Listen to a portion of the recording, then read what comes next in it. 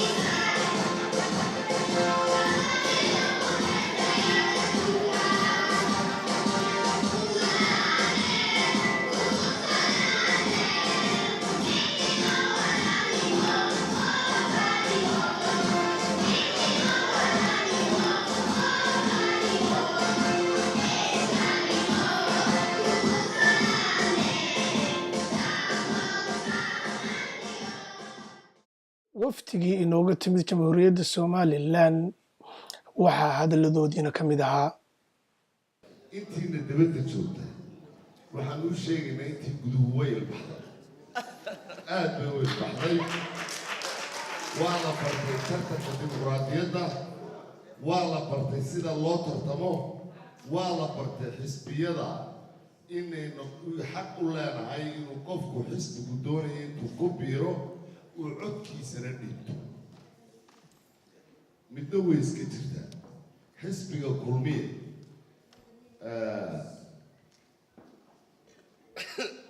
ninbaa waxaa la yidhi isagoo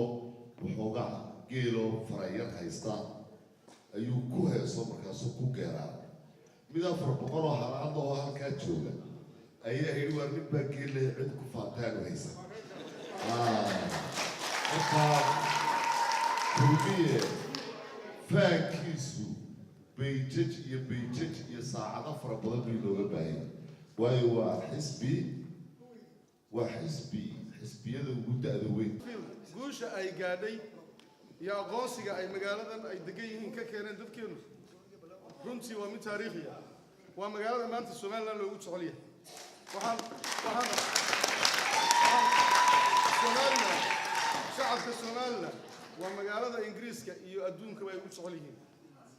waxaan idin sheegayaa in imika meelo badan loo bixiyay Sheffield meelo badan xaafado hoteelo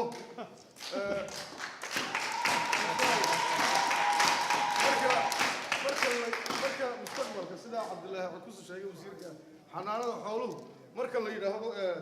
maxaa Sheffield loogu bixiyay meesha waxa la oranayaa waa meeshii aqoonsiga kowka kabadu wala aqoonsiga keenteen idinkoo dala degantiin aqoonsiga kaanaku haddaan nahay guddida ictiraaf raadinta ee UK waan soo nimi imika 10 bilood oo dhow baan runtii jirnay muddo ilaa 7 jeerna waan kulannay hawshina halkii waan ka sii wadnaa marka waxaan nahay 28 xubnood oo UK oo dhan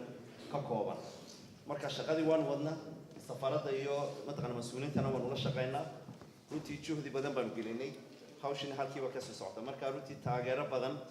ayaan ka rajaynaynaa dawladda Somaliland khaas ahaan Musabixi hadduu insha Allah ta'ala madaxweyne noqdo marka hawsha sida la wada ogsoon yahay xisbiga kulmiye waa xisbi ay ku dhammaan ay ku jiraan reer Somaliland oo dhan min daraf ila daraf xisbiga kulmiye waa xisbi ay ku bahoobeen akhyaartii indheer garadkii aqoon-yahankii ninkarmoodkii oo dhammaan hogaaminaya ama heegan u ah dadka reer Somaliland oo idin xisbiga kulmiye waa xisbi fuliyey dhammaan ballanqaadkii uu ummadda reer Somaliland u qaaday xisbiga kulmiye waa xisbi guulo ka soo hooyay himilada aynu higsanayno hambaliyo xisbiga kulmiye hambaliyo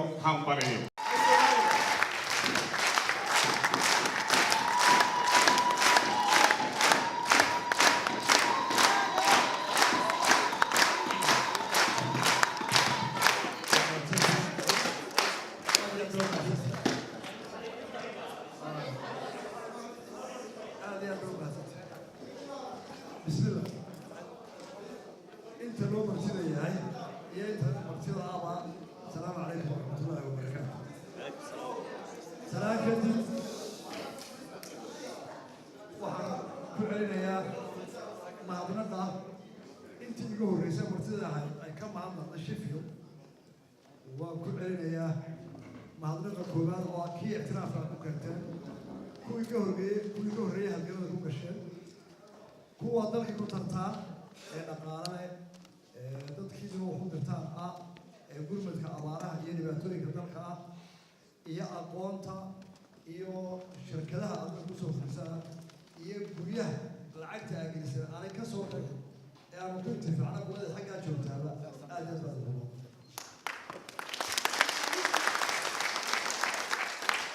waxaan ka mahadnaqaynaa maanta soo dhaweyntii oo isla halkii aad ictiraafka kaga dhawaaqdeen aad ugu soo dhaweyseen idinkii madaxdiinii magaalada councilorska magaalada qaarkood ajnabi ah aad iyo aad baan ka mahadnaqaynaa iyada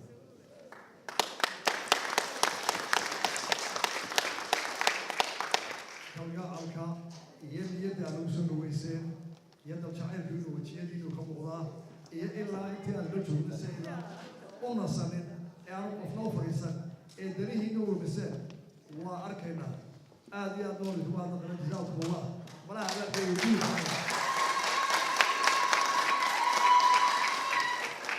waxaan ka baldaaranaynaa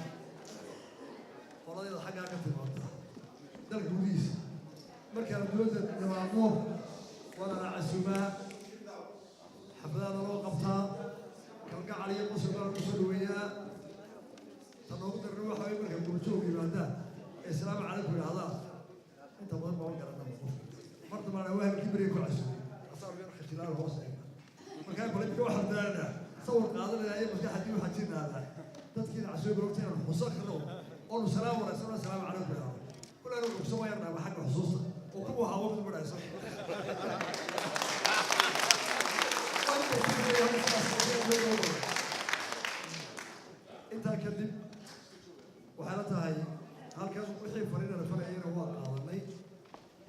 aanu soconayna raggii ugu horreeyey baa si wacan u sharxay hadalkuna aad u dambeeyo waa soo ururin ee hadal dambe oo halkan dheer looga bixi maayo waxaynu ku soo ururinaynaa nin baa wuxuu yihi qur-aanna waxaa isku fuuqsatay kufu waa dhaxal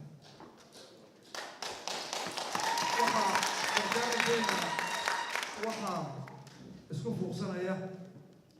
dalka waxa ka dhigan waxaa ka dhisan saddex xisbi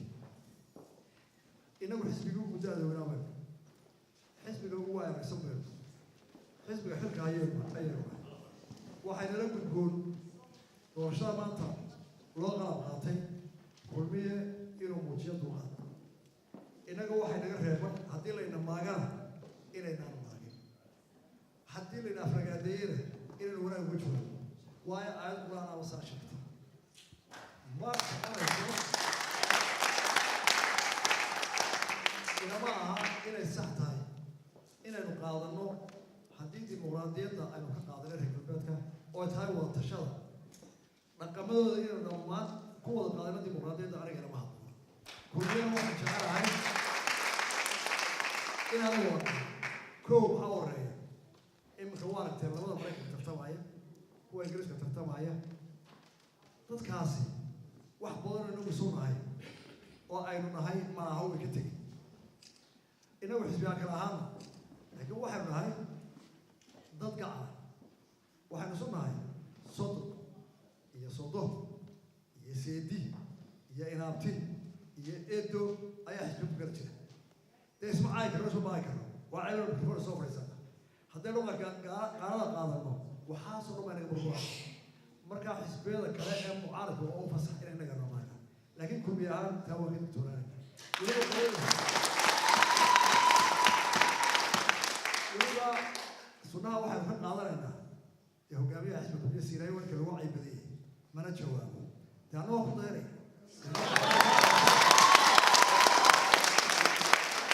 waa isaasay ku jiraa marka waa inuu tusaale wax qodobka labaad xisbigeedu haddii uu intaas waa aragnimo leeyahay maantana uu xilka hayo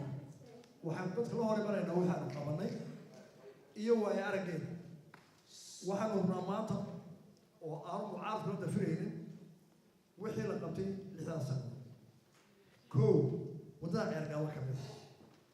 ilaa ingiriiska uu ka muuqday waddada ceergaabo inana waa dhisaya oo laabaa la saaraya siiraaya ku dhintay mushaharada hadal la bilaabo waa laga baxay wuu la bilaabay waa la bilaabay darajada ciidamada waa laga baqay wuu bilaabay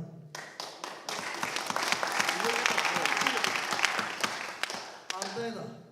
danyarta ha laga dhaafo tacriinta dugsiga dhexaa in badan la rafanaya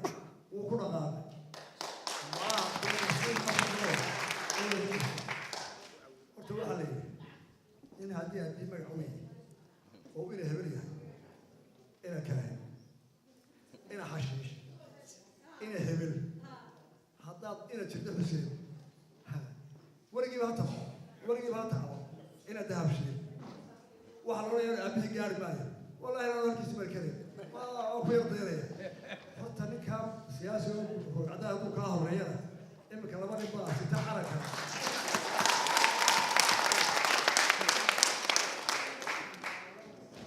iminka inta siyaasiyiinna soo martay iyo madaxweyneyaal laba nin baa dee ugu magac weyn ugula taariikh weynaa waa cigaal iyo siraayo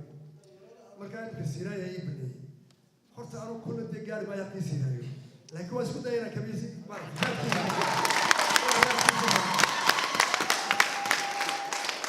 ogahay waxaa iga horeeya raadkiisa raacaya kollaba in la yidhaahdo siraayo barneesiyo wuu gaaray sheegi laakiin waxaa doonaya in la yidhahdo wallahi waddadiisi wali wuu hayaa ninkaas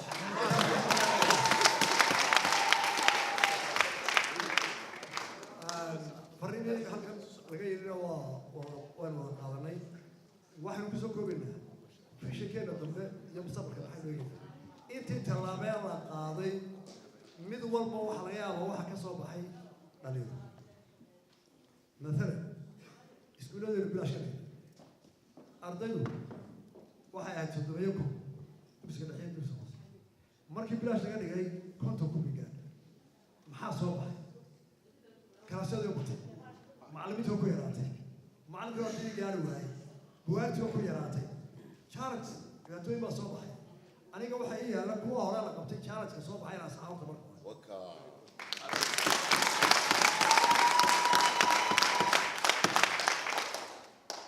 waxaa ka mid ah waddooyinka baa la bilaabay taceergaamaa ugu weyn dad badan baa waddooyin meel walba waa laga bilaabay dowladduna waa la kabtay waxay dadkii la baray oo dowladda kulmiye bartay 7 sano inuu dadku wax qabsan karo hadday dowladdu jahayso marka waxay nagu waajibaa waddooyinka oo ugu mudan taceergaabo horta inaynu dhammayno dabeetana waddada labaad ee ku xigtaa waa Jabuuti iyo Boole ilaalinka Boole bay taagan tahay xafladii kulmiye ee magaalada Sheffield imikana waxaan la kulmaynaa wasiirka qorsheynta Somaliland wasiir saacad wasiir soo dhawo waa dhowhaa sidaad u aragtaa xafladii kulmiye ee magaalada Sheffield caawa waxaan u nimid dad aad u heelan diyaar u ah inay shaqo galaan kaambeenkii u diyaara guushayna hantiyaan u diyaara soo dhaweynta ka sokow waa maxay sababta ugu weyn aad u timaadeen ma dhaqaalaad ka doonaysa magaalada dabcan dhaqaala wuu ku jiraa laakiin waxaan u nimid ugu horreeya waxa weeye inaan xog waraysi la yeelanno xubnihii kulmiye ee halkan ka dhisnaa aanu dardargelinana si ay u socoto kaambeenka waqtigii doorashada waqti yar baa ka hadhowaysa waqtay markaa si doorashadii ay ugu diyaargaroobaan inaanu la kulanno waddanka inaanu uga warranayo halka marxaladdu marayso su-aasha kale aan ku weydiinaya waxaa weeye maadaama aad wasiirka qorsheynta qaranka tahay maxaad u awoodi weydeen maadaama dadka qurba jooga ay malaayiin doolar diraan bil walba ay malaayiin doolar diraan bil walba maadaama ay dadka qurba joogta malaayiin doolar ay u diraan bil walba waddankii maxaa aad u qorshaysan weyday aad u samayn weyday inay tax bixiyaan oo qofka $100 diraa $100 diraa uu tax bixiyo maxaad u samayn weyday waxaan filayaa biilka dadka loo diray haddaanu cashuuro waxay noqonaysaa inaanu culays saarno dadkii waayo ninka lacagta diraya halkan u joogaa caalamkana waxaa jira tagas loo halkanaa lagaga qaada cashuurta $100 ama $100 ama hooyadii ama odaygu biilka u diraya cashuuro waa culays aanu saarayno dadkaanu uga tudhanaa dhibaatada aad iyo aad baad u mahadsan weli waxaynu ku guda jirnaa waraysiyadii aynu ka qaadanay mas-uuliyiinta xisbiga kulmiye ee magaalada Sheffield iyo dhammaan kuwa madaxda ka yimid wasiiratul iyo wasiiradii imikana waxaynu ku soo dhaweynaynaa ama aan waraysan doonaa kabla su'aalo yar weydiin doonaa gudoomiyaha waa maxay sababta Sheffield ay u choose-gareysteen magaaladii labaad iyadoo magaalooyin badan oo North West oo ka waaweyn ay jiraan sida Manchester Liverpool maxay Sheffield u choose-gareysteen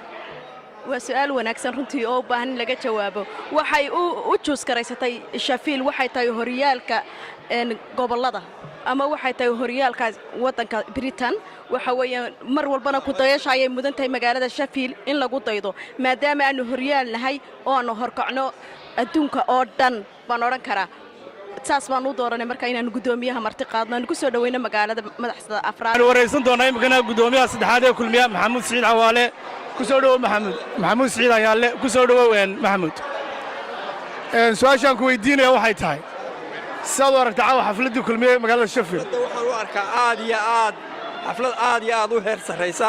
oo si fiican looga soo qayb galay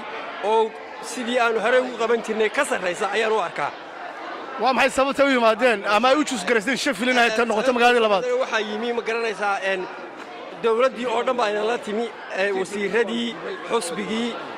ceello uma qodna ceello waxaa la odhan jiray ceello uma qodna ceello cidina uma maqna dowladdii oo dhan baa timi markaa waa ku khasab inay dadku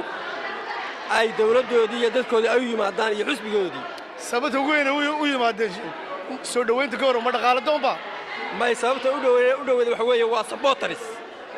aad iyo aad baad u mahadsantahay kaasina waxaa gudoomiyihii saddexaad weli waxaynu ku jirnaa xafladdii xisbiga kulmiye ayaynu weli ku jirnaa iyo waraysyadii waana isku dubaridkii guuleed TV imikana waxaynu waraysan doonaa fanaanka weyn ee Axmed Dhagax aynu kabla su'aalaha weydiin doona su'aalo laba su'aalood waana kan fanaankeenii weynaa ee Axmed Dhagax wiilka Axmed Dhagax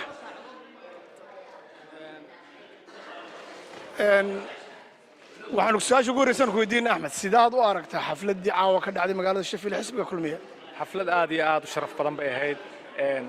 taageerayaashu dhan ay ku dhammaayeen madaxdu aad bay ugu mabsuudeen xaflad aad wanaagsan oo si fiican u dhacday bay ahayd su'aasha labaad waxa weeye waa maxay sababta ay Sheffield ku doorteen iyadoo magaalooyinka waaweyn oo Manchester iyo Liverpool ay jiraan waa maxay sababta Sheffield ku doorteen sababta ay ku doorteen waxa weeyaan Sheffield way ka magac weyn tahay Ingiriiska oo dhan iyada ugu magac weyn waa meeshii u horeysay Soomaaliland ictiraaftay aad iyo aad baad u mahadsan tahay kaasi waxa fanaankii weynaa ee Axmed Dhagax weli waxaanu ku sii guda jirnaa waraysadii su'aalihii aan weydiinay mas'uuliyiinta iyo dadweynaha xisbiga kulmiye taageera waa isku dubridkii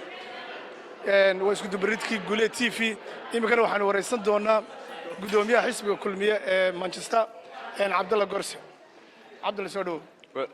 waan dhawahay Mukhtaar waa maasantay su'aasha koowaad aan ku weydiinay waxay tahay sidee baad u aragtay xafladii caawa ee kulmiye ee magaalada Sheffield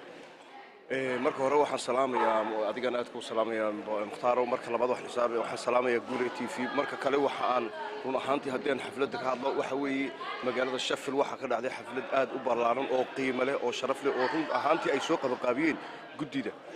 maxaan ku raadinaa xisbiga kulmiye maamulkiisa sare ilaa taageerayaashiisa odayaasha magaalada waxgaradka ay run ahaantii si qurux badan ay u soo qabanqaabiyeen oo u soo dhisay runtiina aad iyo aad aan uga mabsuunay taasi oo lagu soo dhaweeyay gudoomiyaha xisbiga kulmiye murashaxana ah Muuse Biixi Cabdi iyo golayaasha wasiiradiisii la socday halkaas oo runtii aan kala kulannay farxad aad u qurux aad iyo aad u ballaaran haddii aan nahay reer Manchester lafteedu aad iyo aad baad u mahadsantahay kaasina wuxuu ahaa gudoomiyihii xisbiga kulmiye ee Manchester Cabdalla Gorse weli waxaanu ku sii wada jirnaa waraysadii aanu qaadaynay waa isku dubridkii iyo duubistii Gule TV oo aad ka daawan doontaan dacallada adduunka YouTube-ka meel walba imikana waxaanu waraysan doonaa fanaanka kale ee Mustafa Khaliiji ku soo dhaw Mustafa السلام عليكم ورحمة الله وبركاته. su-aashaan ku weydiinay waxay tahay sidee baad u aragtaa caawa xafladii kulmiye ee magaalada Sheffield ee lagu soo dhaweynayay gudoomiyaha xisbiga kulmiye ahna musharaxa madaxweynaha Muuse Biixi Cabdi aad iyo aad bay u wanaagsaneed xafladdu waxaa naga soo galbay murashaxiin fara badan wasiiro culamo mujaahidiin waxaan maanta ku soo dhaweynay madaxweynaheena mustaqbalka Muuse Biixi gacan furan ugu soo furnay oo xil fara badan ugu soo qabaaqabiyay oo aad iyo aad buu nagu sheegay mustaqbalka future-ka Somaliland sidoo ugu dhici doonto iyo khudadiisa iyo arrimihiisa isku daba jira aad iyo aad baad u mahadsan tahay weli waxay noo sii socda waraysadii aynu duubinay Gule TV waa isku dubridkii iyo duubistii Gule TV waxaad ka daawan doontaan dacallada adduunka meel kasta aad joogtaan imikana waxaan waraysan doonaa gudoomiyaha jaaliyadda Somaliland ee Manchester Cabdillaahi Cismaan Shiqyare Cabdillaahi Cismaan Shiqyare waa kan ku soo dhawaad Cabdillaahi waxaan ku su-aasha ugu horreysan ku weydiinaa waxay tahay sidee ayaad u aragtay xafladii kulmiye ee caawa ka dhacday magaalada Sheffield بسم الله الرحمن الرحيم والصلاة على سيدنا المرسلين كما صليت على سيدنا إبراهيم وعلى سيدنا في العالمين إنك حميد مجيد حفلتي هرتا حفلة هذا في عم بيهايد وحن ملكم السلام يا قدوميها جاليدة ريشفيل وحكرا السلام يا قدوميها حسبي كلمية Muuse Biixi Cabdi هذا مشرحة 2017 كه هذا فاضي نقول صهيا يعني عادي يا مدح ذا لسعته وثير هذا يعني عادي هذا السلام يا عادي ما هي السبب ومدح قدومية مشرحة Muuse Biixi Cabdi ku doortay Sheffield iyadoo Manchester magaalo ka weyn ay jirto ka dad badan waa maxay sababta ugu doortay Sheffield waxa weeye wuxuu ku doortay kulay dadkooda un baa qabanqaabiyey oo waa layna dhaafiyey marka dee kartida un bay ku xulan tahay labada magaalo yani anigu aaminsanahay marka waxa weeye kulay xagga sare un baa kulay laynaga soo canaaday innaga laakiin innagu waxaynu ahayn caan baynu ku ahayn 55 wasiiro iyo xildhibaano iyo abwaano ayaynu soo dhaweynay iyo wasiiro waa xafladii ugu horeysay ee xusbiga kulmiye caan ku noqdayna sidee baad u aragtay xafladii Sheffield ka dhacday xisbiga kulmiye lagu soo dhaweynayay gudoomiyaha xisbiga kulmiye mujaahid Muuse Biixi Cabdi ahna musharaxa xisbiga sidee baad u aragtay xafladaas sidee u dhacday xafladda waxaan u arkaa inay ahayd xaflad aad iyo aad u qiimo badan awood badan iyo adduun badan baa la geliyey annagoo ku hawlanay xafladdaas siday u qabsoomi lahayd ilaa ay maalinta waftigu ay yimaadeen ee xaddii ilaahayna uu nagu guuleeyey waxaan u mahadnaqayaa ilaah baa mahadle horta marka koobaad waxaan u mahadnaqayaa dadkii xafladda soo qabanqaabiyey oon ka mid ahaa waxaan kaloo u mahadnaqayaa dadkii dabadaha nooga yimid soo ajiibay waxaan u mahadnaqayaa ilaahay weyn ee isugu keenay halkaa caawa xafladuna waxay xaflad aad u qiimo badan waa maxay sababta uu choose gareystay Sheffield iyadoo ay magaalooyin badan oo ka waaweyn ay jiraan Liverpool Manchester Leeds waa maxay sababta uu gareystay magaaladii labaad Sheffield Sheffield waxa weeye magaalo ah lafdhabarta Somaliland ama se kulmiye iyadoo ah taariikhda ku xusan oo ah magaaladii ugu horeysay ictiraafka ka keenta councilka magaalada Sheffield ahna magaalo had iyo goor ka qayb waxa aynu soo gabagabeynaa xafladii kulmiye ka dhacday magaalada Sheffield waxa isku soo dubridkii iyo duubistii Guule TV waxa idin soo jeedinay anigoo ah Mukhtaar Baashe Maxamuud waxaad ka daawan doontaan dacallada adduunka YouTube-ka Facebook-ka Twitter-ka Guule TV sidaas iyo salaamu calaykum waraxmatullaahi wabarakaatuh